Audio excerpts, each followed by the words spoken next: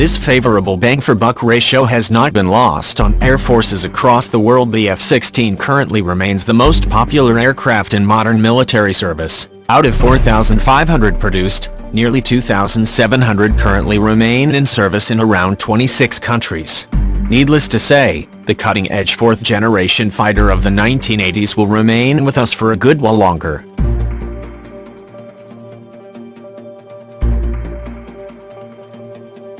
The F-16 was born out of the conundrum experienced by the Air Force in the Vietnam War.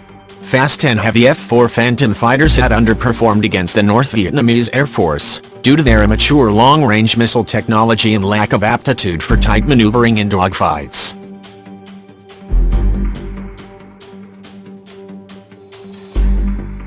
The F-16 was born out of the conundrum experienced by the Air Force in the Vietnam War. Fast and heavy F-4 Phantom fighters had underperformed against the North Vietnamese Air Force, due to their immature long-range missile technology and lack of aptitude for tight maneuvering in dogfights. This led a faction known as the Fighter Mafia to argue that Air Force had its design priorities all wrong, and that what was really needed was a relatively cheap, lightweight airframe that maximized energy for short-range dogfights, rather than another heavy twin-engine fighter like the F-15 Eagle that was then under development, which would doubtlessly be over-reliant on defective guided missiles.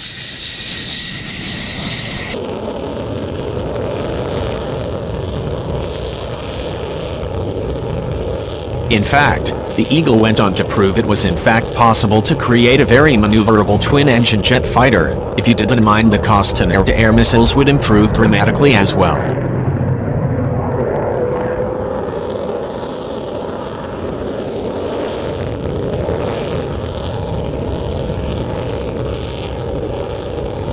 Support for a light fighter eventually consolidated in the Pentagon, due to simple economics. The Air Force liked the F-15, but realized it was too expensive to equip all of its fighter squadrons, so it came to seek a high-low force mix. Eventually, two prototypes faced off in a competitive trial in 1974, the Northrop YF-17 and the General Dynamics YF-16. The latter was unanimously found to be more responsive, while the former evolved into the Hornet fighters now serving in the Marines and U.S. Navy. The first production F-16s went on to enter service in 1980, joined by the two-seat F-16B variant.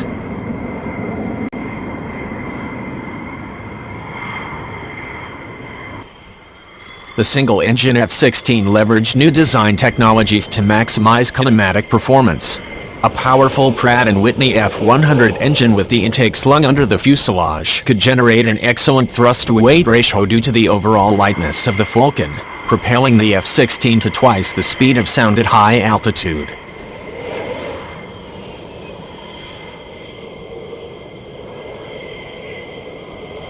Pronounced strakes bulged out like the hood of a Cobra from the fuselage to support the cropped delta wings, enabling very high roll rates.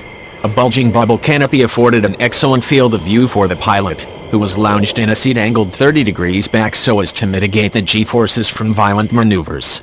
And the F-16 could pull off very violent maneuvers indeed, becoming the first jet fighter able to pull 9 Gs in a turn tighter than any other U.S. fighter until the advent of the F-22 Raptor. This explains the type's service in the Air Force's Thunderbirds aerobatics team.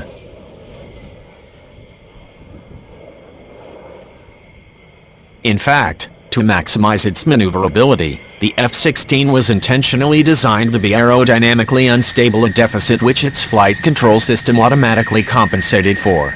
This worked thanks to the F-16's then revolutionary fly-by-wire control scheme, which basically meant that the pilot's controls were interpreted via an electronic interface instead of via hydraulic or cable-connected manual controls.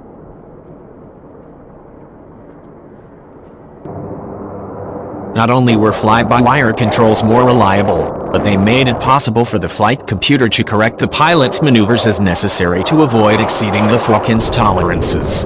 Another feature was an integrated throttle in the joystick, known as hands-on throttle and stick, or abbreviated HOT-AS, enabling much smoother operation by the pilot. Fly-by-wire and abbreviated HOT-AS have since become standard features in modern combat aircraft.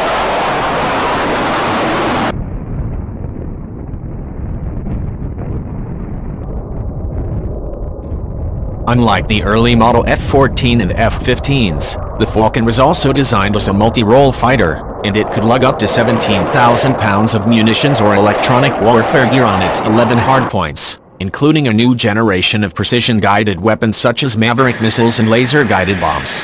A 20mm Vulcan cannon in the lower fuselage served as a backup weapon.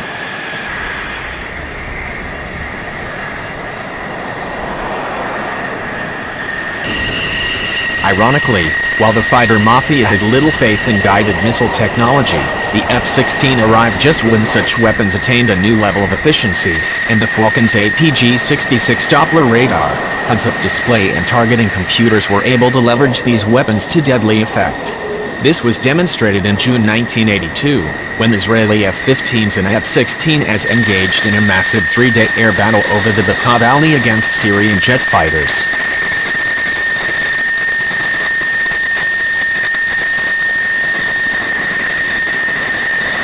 The Israeli Falcons downed 44 Syrian MiG-21s and 23s without suffering a single loss. A year earlier in 1981, the Falcons had demonstrated their versatility when 8 of the brand-new fighters bombed the Osirak reactor in Baghdad with 16 2,000-pound Mark 84 bombs, bringing Saddam Hussein's nuclear program to a halt.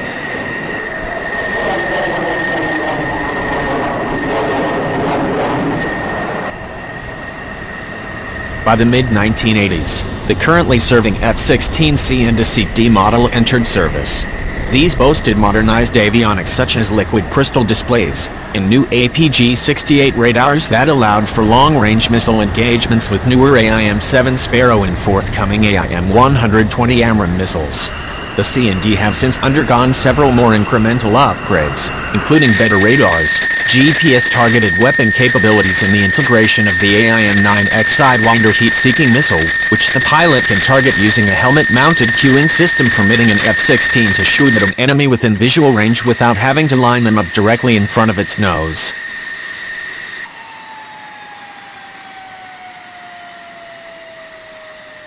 The U.S. F-16 fleet first saw action in the 1991 Gulf War, where it flew more than 13,000 strike missions loaded down with 2,000-pound bombs and Maverick missiles. F-16s embarked on the largest airstrike ever over downtown Baghdad during the 72-ship Form Q, though 2 of the Falcons were shot down by air defense missiles during the raid and their pilots captured. One squadron took on Wild Weasel duties by hunting down Iraqi surface-to-air missile batteries with AGM-88 HARM missiles. Yeah, it would be code 2. As soon as the IFF is good, the IFF is code 3, but as soon as that's keyed, it's code 1. The F-16 Fighting Falcon bears an unusual distinctions. It is one of the only top jet fighters in the world to also be cost-efficient. Fast and extremely agile, the light fighter does have some shortcomings in range and payload compared to larger twin-engine fighters like the F-15 Eagle, but that was easy to forgive due to costing less than half as much, around $18 million in 1999, $27 million in 2017 dollars.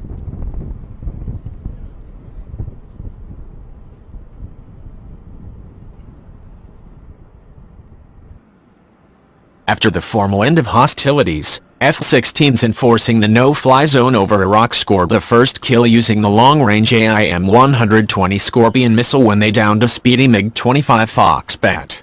Since the Gulf War, the Falcon has been ubiquitous in U.S. and NATO air campaigns over the former Yugoslavia, Iraq and Syria. American and Belgian F-16s shot down additional enemy fighters over Serbia and Kosovo during the 1990s, though 2 were brought down by Serb surface-to-air missiles. The F-16s sold abroad have also seen action in plenty of conflicts. Pakistani F-16s shot down 10 Soviet and Afghan aircraft on its border during the 1980s. In 1992, 2 Venezuelan Falcons pilots played a key role in defeating a coup by supporters of Hugo Chavez by shooting down 2 rebel OV-10 Broncos and a Tucano trainer.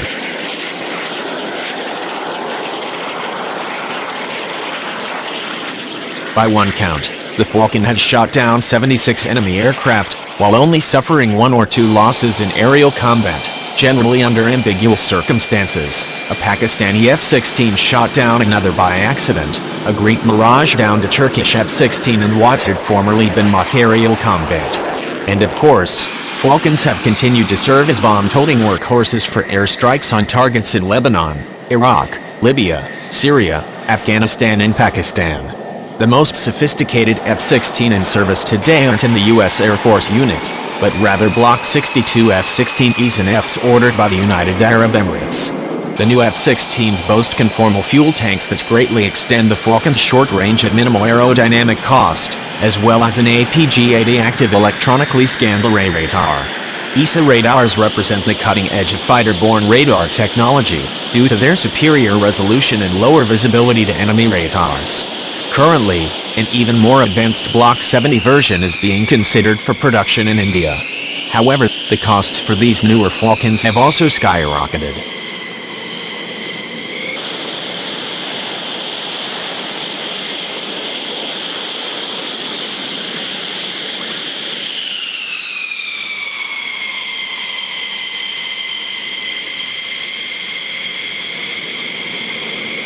Due to delays and cost overruns in the F-35 stealth fighter program, the U.S. Air Force intends to continue flying its 1,200 F-16s well into the 2040s by extending the airframe's service life from 8 to 12,000 hours. The Fighting Falcon has proven to be a fine and versatile combat jet, and furthermore, by one count it costs $22,000 per flight hour to operate, compared to $42,000 for a twin-engine F-15. If the agile little fighter has any shortcomings, it's that the American F-16's radar has fallen out of date, and that the type was never designed to carry a great deal of fuel, limiting its combat radius to just 340 miles on internal stores. The Pentagon should eventually consider reasonable measures to keep that fleet up to date, notably the incorporation of APG-83 AESA radars and the adoption of conformal fuel tanks. These issues aside, the F-16 has more than earned its current popular nickname among pilots as the Viper, and will continue to occupy a prominent role in military aviation across the globe for decades to come. Thanks you very much.